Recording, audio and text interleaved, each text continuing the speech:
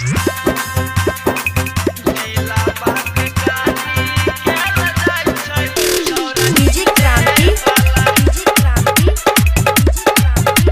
Vaishnavi films की शानदार प्रस्तुति। बारह के बेस खाली डालै छै रे सुगत तौ नैया रुकै छै छौरा डीजे वाला।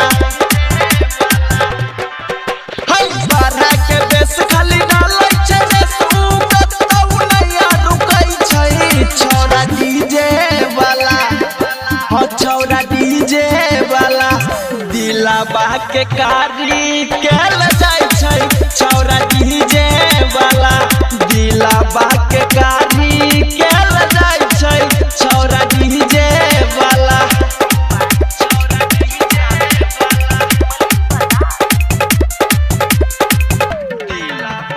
डीजे क्रांति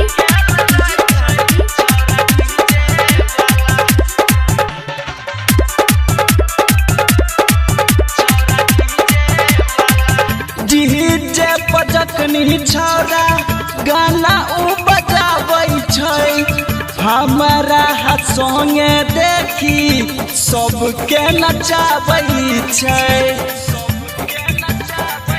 हाय डीजे पर जखनी छौरा गाना उ बजाबै छै हमारा हाथ संगे देखी सबके नचाबै छै। देखी के छौरा हमारा इंडिकेटर हमरा तो लागै छै सबसे बेटर। हमारा तो लागै छै सबसे बेटर।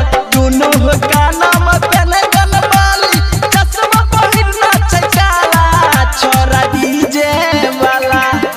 हो छौरा डीजे वाला दिलाबा के कारी केल जाइ छै छौरा डीजे वाला। दिलाबा के कारी केल जाइ छै छौरा डीजे वाला।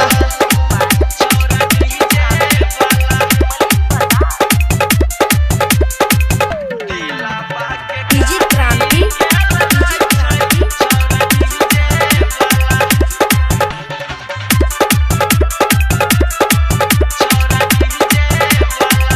बहट निक लागै छै गे बोल चुक फुकिया।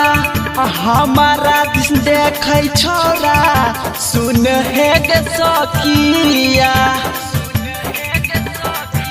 हाय बहट निक लागै छै गे बोल चुक फुकिया।